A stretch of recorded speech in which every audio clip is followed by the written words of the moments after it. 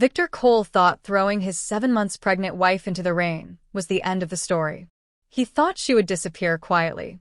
Ashamed, defeated, forgotten. He believed the woman crying outside his door was weak, that she was nothing without his name, his money, his world. So he turned off the porch light and went back inside. What Victor didn't know was that the woman standing in the storm wasn't broken. She was watching. She was learning. And one day, she would become the one person he should have feared. Because this is the story of how silence became strategy, and strategy became power. I'm so glad you're here. Before we begin, please like this video and subscribe to the channel. And in the comments, tell me where you're watching from. I'd love to see how far this story has reached. The door hit the frame so hard the frosted glass rattled in its panel. One moment Sandra Cole was standing in her own living room, hands pressed flat against her swollen belly, watching her husband's face twist into something she no longer recognized. The next moment the door was behind her, the porch beneath her feet, and cold rain was coming down in hard, slanted sheets that soaked through her nightgown before she'd even processed what had just happened. She turned back. Victor. Her voice cracked on the single word. Victor, open the door. She could see his shadow through the frosted glass. He was standing right there, 3 feet away, close enough to hear every breath she took. He was listening to his 7 months pregnant wife beg in a November rainstorm, and he was not moving. Victor, please. I'm pregnant. You cannot do this. I just did. His voice came through the door, flat and measured, the way it sounded when he had already made a decision and was simply waiting for everyone else to catch up. You need to go, Sandra. I don't want you in this house again. Where am I supposed to go? The shaking had started, and she couldn't tell anymore if it was cold or shock or something deeper, something that had been accumulating for years and had finally found a crack to pour through. It's 10 p.m. It's raining. I am 30 weeks pregnant. That is not my problem right now. She pressed her palm flat against the door. Rain ran down her wrist. Victor, please, just look at me. He didn't. I found the messages, Victor. I know about Blessing. Her voice broke on the name, but she kept going. I'm not asking you to love me. I'm asking you not to throw me out in the rain while I'm carrying your child. A long silence. Then his shadow shifted. I don't love you, Sandra. His voice dropped lower, quieter, which somehow made it worse. I built this life. I built this company. I built everything you are standing on right now. And Blessing, she understands me in ways you never did. I've been done for a long time. I just didn't say it out loud. He paused. Consider this me saying it out loud. You're doing this tonight. Like this. I want you gone before she gets here. The words landed like something physical. Sandra stood very still. The rain came down. Her son shifted against her ribs, that small, rolling movement he made when she was tense, and even now, even in this, it steadied something in her. She stood in the rain and watched Victor slam the door. The sound echoed through her chest. For a long moment, she didn't move. Then something inside her went quiet. Not broken. Settled. She pressed one hand over her belly and turned away from the house she had helped build but had never truly belonged to. The rain was heavier now. Cold. Sharp. By the time she reached the roadside, her nightgown was soaked through, her hair plastered to her face, her slippers heavy with water. Her son shifted inside her again. I know, she whispered. I know. Her phone was inside. Her keys were inside. Her wallet, her shoes, her coat, everything was inside. She had nothing but wet fabric and the weight of her child and the particular kind of clarity that arrives only when someone has finally shown you exactly who they are and you finally let yourself see it. She made it to the end of the driveway before the tightening started. It began low in her abdomen, cramping and insistent, and she stopped walking because she had read enough to know that 30 weeks was not far enough along to take chances. She was lowering herself slowly onto the curb, one hand on the ground for balance, trying to breathe through it the way her prenatal instructor had shown her, when headlights swept across her and a car slowed. Then stopped. The door opened. Hey. A voice, careful, unhurried, male. Hey. Are you okay? She looked up. He was tall, broad in the shoulder, standing in the rain without an umbrella, looking at her with a specific kind of concern that belongs to people who see something wrong and stop instead of looking away. Please help me, she begged. The man hesitated for just a bit. He looked at her. She was barefooted in the heavy rain. He didn't ask any questions. Didn't ask what happened. He just said, "Can you stand?" and offered his hand, and when she took it he helped her up with a steadiness that asked nothing in return. He put her in the passenger seat. He turned the heat on. He drove her to the hospital. Sandra barely registered giving her name. Her teeth were chattering. Someone wrapped her in warm blankets. She was examined, monitored, and given fluids. A fetal monitor was strapped gently around her stomach. The steady, rhythmic gallop of her son's heartbeat filled the small room. Strong. Consistent. She closed her eyes for the first time since the door had slammed. She fell asleep. When Sandra woke, the rain had stopped. The room was quiet. Warm. And he was still there. The man who had picked her up from the roadside sat in the chair near the window, jacket off, sleeves rolled, reading something on his phone. He looked up when he noticed her moving. "You're awake," he said gently. "How are you feeling?" "Better," she whispered. Her throat felt tight. "The baby? Doctor says he's strong." No complications. Relief flooded her, so suddenly her eyes stung. Thank you, she said. "You didn't have to stay." He gave a small shrug. "It's okay." There was a brief silence. "I'm Elijah," he added. Elijah Grant. The name was familiar from business articles, but she had never met him before. Elijah Grant was one of the richest businessmen in the city. "I'm Sandra," she said softly. The doctor came back and confirmed she would be discharged in the morning. Only then did Elijah go home. Elijah came back the next morning. She was sitting up in bed, a cup of lukewarm tea going cold in her hands, watching the city through the window, when she heard the knock at the open door. "You didn't have to come back," she said. "I know." He sat in the chair beside her bed and set a paper bag on the tray table, a croissant and a fruit cup from the hospital cafe. No ceremony, no explanation. "How's the baby?" "Healthy. Heart rate strong." The tightening was Braxton Hicks. Stress-induced. She looked at the bag. "You didn't have to bring that either." "I tend to do things I don't have to do." He leaned back in the chair. "Do you have somewhere to go when they discharge you?" She thought about it honestly. Her mother was in another state. Her closest friend from university had just relocated to Toronto. She had colleagues, but they were Victor's colleagues first and hers by extension, and she already knew how that calculation would resolve once word got around. "Not immediately," she said. "I have a spare room. Clean, quiet. Nobody will bother you there." He said it while looking at the window, as though it were a practical observation rather than an offer. No strines. No timeline. "Just somewhere to stand while you figure out your next move." She studied him for a moment. "Why?" He turned and met her eyes directly. His gaze did not shift. "Because you were alone. Because you were pregnant. Because you were in the rain trying not to panic while pretending you were fine." A pause. "And because I've seen what pride costs people." Something in the way he said it told her that sentence belonged to him personally. Her eyes filled before she could stop them. "I was married," she said. "For years." The words came slowly at first, then faster. She told him about her husband, about the company she had helped build from a folding table in their first apartment, about how they built the company from nothing, about how her name slowly disappeared from documents, about how he had begun introducing her as supportive instead of founding partner. She told him everything.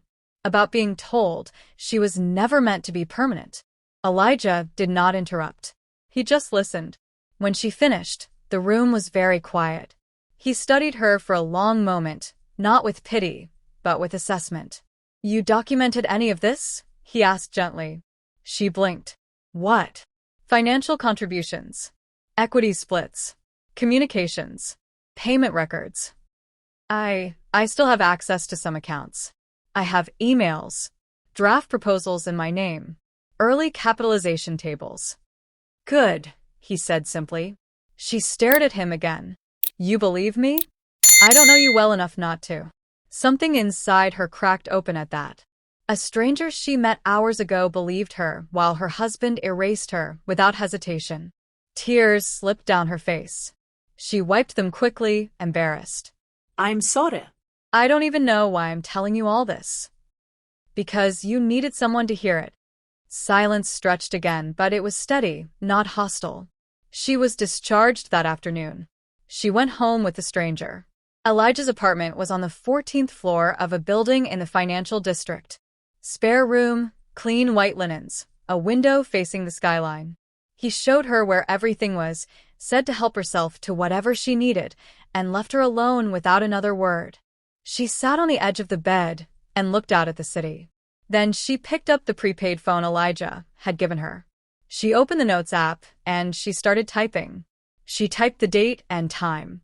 She typed everything Victor had said and did, including Coal Ventures and its current valuation. She typed until her hands stopped shaking. Then she created a new email account under her maiden name, Sandra Adeyemi, and she started making a list of everything she still had access to. She began downloading files. Board minutes, strategy memos, forecasts, internal communications going back 30 months. She had login credentials for 2 external accounts set up through her personal email before the marriage, never transferred, never flagged. In the weeks that followed, Sandra moved through Elijah's apartment with the quiet efficiency of someone who has made a decision and is simply executing it.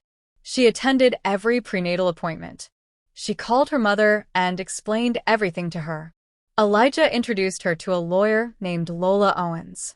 Mid-40s, sharp eyes, a reputation for being precise the way a scalpel is precise.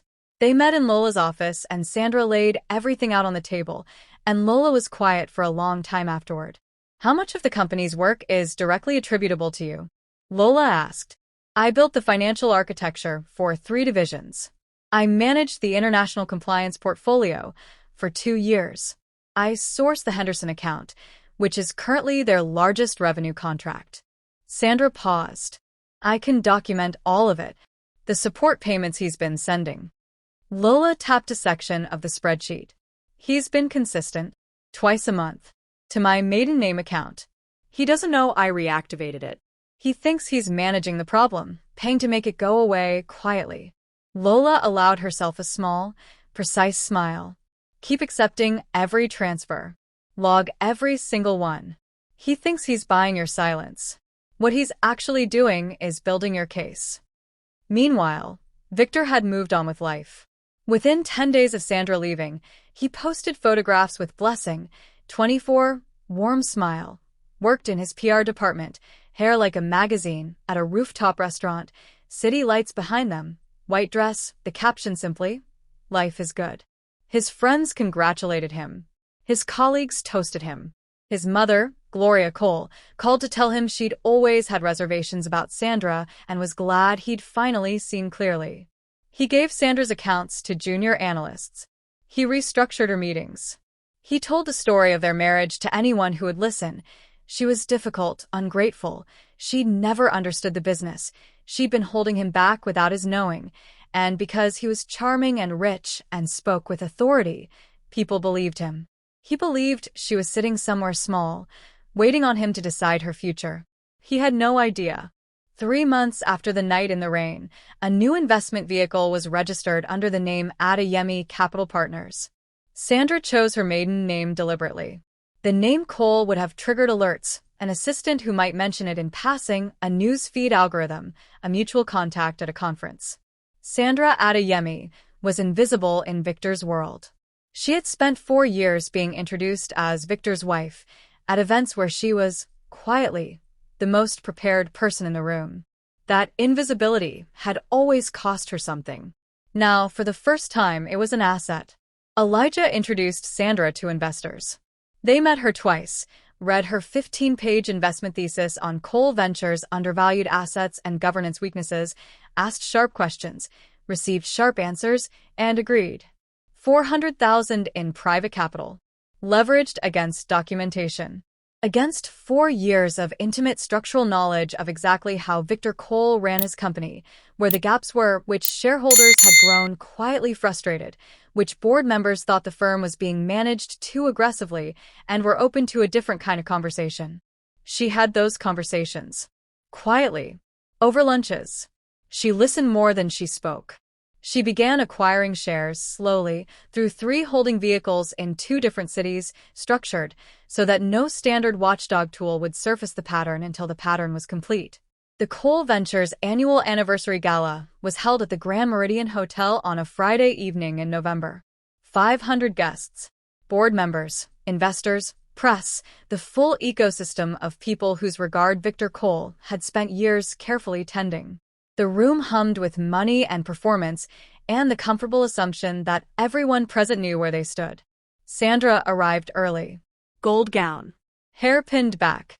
The posture she had developed over 4 years of walking into rooms where people assumed she didn't belong, and then staying after they revised their assumption. Lola Owens and 2 additional lawyers were seated at a table near the east wall. She had a folder in her lap. Her table was the last table. Near the service entrance. The table where you seat people you want to acknowledge without extending proximity to anything that matters. She sat down and said nothing. Gloria Cole found her during the cocktail hour, moving toward her the way large birds approach things they intend to displace. "I'm surprised you came," Gloria said, studying her the way you study something you expect to find diminished. "This is still Victor's event." "It's the company's event," Sandra said.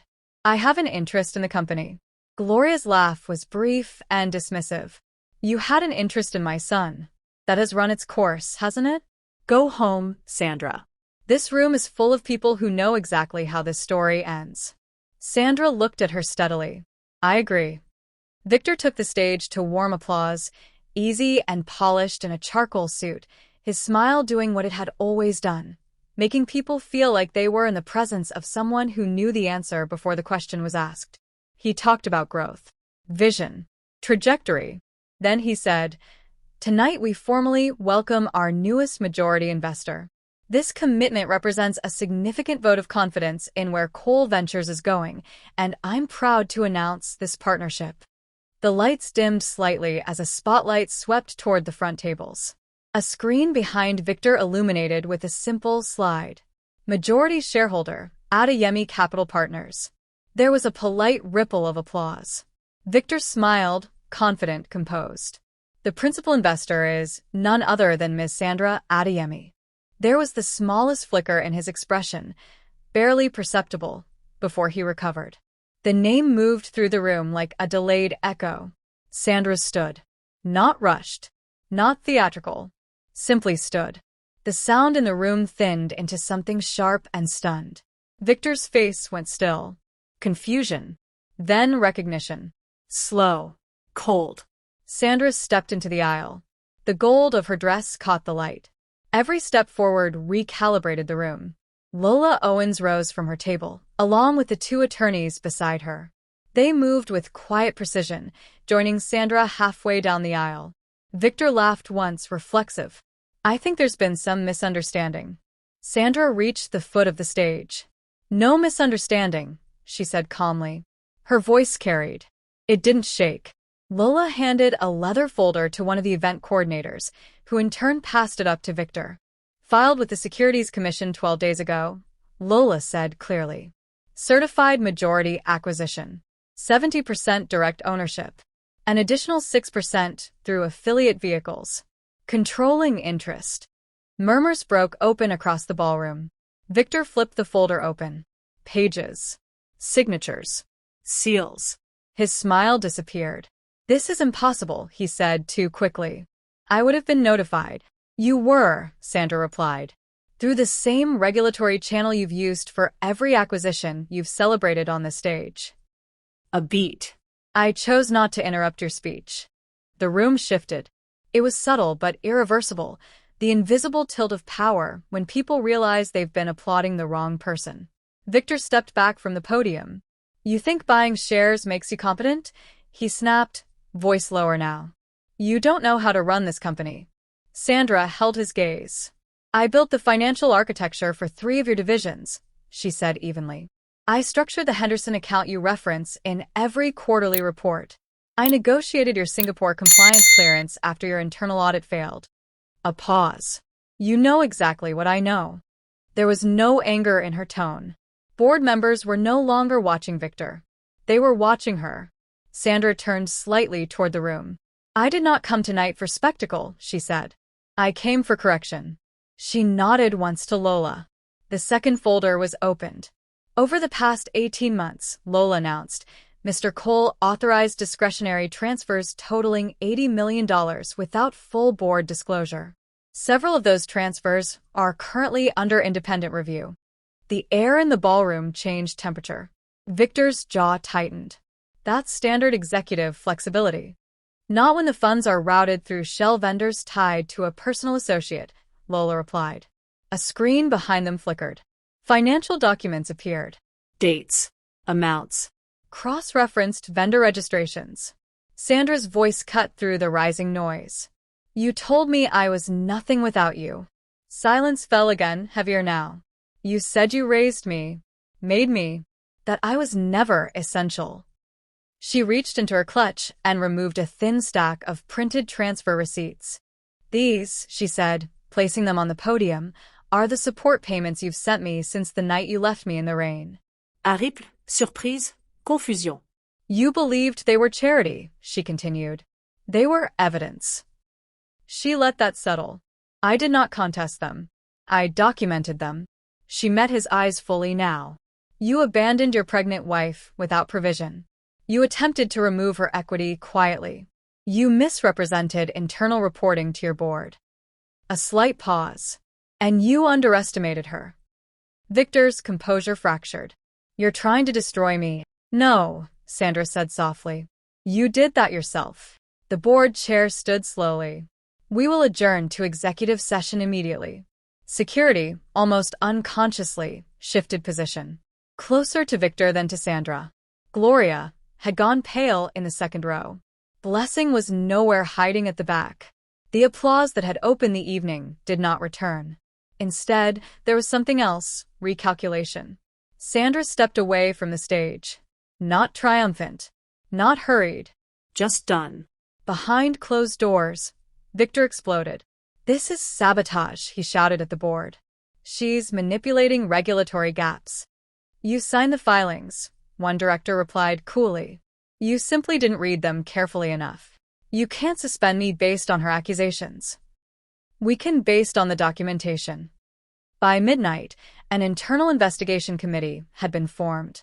By morning, Victor Cole was placed on temporary executive leave pending review. He went home alone. The house felt larger, quieter. The news had gone viral with thousands of likes. The name Victor carefully built was now being dragged after the revelation of how he sent his pregnant wife out in the middle of the night. Blessing didn't follow him home. Later, she called. This is a lot, she said carefully. My name is being dragged into things I didn't sign up for. You said you trusted me, Victor said. I trusted stability, she said quietly. Then the line went dead. He called Sandra the next day. It rang twice before she answered. You think this ends here? He demanded. It already ended, she replied. I will fight you for that child. There it was. The final card he believed he held.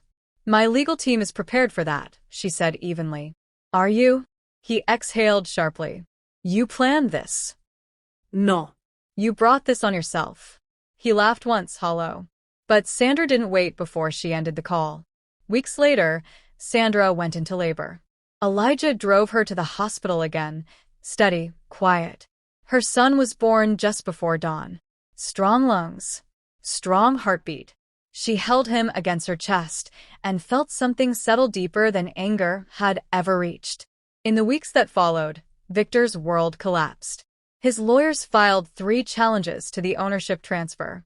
All 3 were dismissed within 10 days. The documentation was airtight. The regulatory inquiry, opened quietly 3 months earlier, accelerated. Investigators issued subpoenas and used them. His CFO resigned. His primary legal counsel withdrew. The venture firm from the product launch issued a statement about reassessing its relationship with the company. Blessing called him on a Wednesday and said, without cruelty, "I didn't sign up to sync with you." I'm sorry, Victor. And she meant it, which somehow made it worse. He sat in the house that used to be theirs and stared at the wall. He called Sandra 3 times that evening. She didn't answer. Her legal counsel was handling all contact. His mother called instead. "Can you appeal to her?" Gloria asked. Her voice had lost its certainty. "She doesn't need anything from me anymore," he said. "That's the problem. There's nothing I have that she needs. I told you she was smart. You told me she was a problem." "I told you she was smart, and that made her a problem," Gloria said precisely. "Those are not the same thing." Sandra restructured the board within 60 days. She installed an independent ethics chair, created financial transparency protocols, formed a new executive committee with 3 women on it by the following quarter. She signed off on employee protections Victor had been quietly blocking for 2 years because he didn't want the overhead. She did all of this without speeches or press releases about herself. She did it because it was what the company needed, and because building things that lasted was what she was made for. Elijah called her one evening while she was reviewing the governance charter. "How are you?" he asked. Tired, she said. "Actually okay. Mostly tired. The board restructuring is going cleanly? Better than I expected. The independent members had been ready for a long time.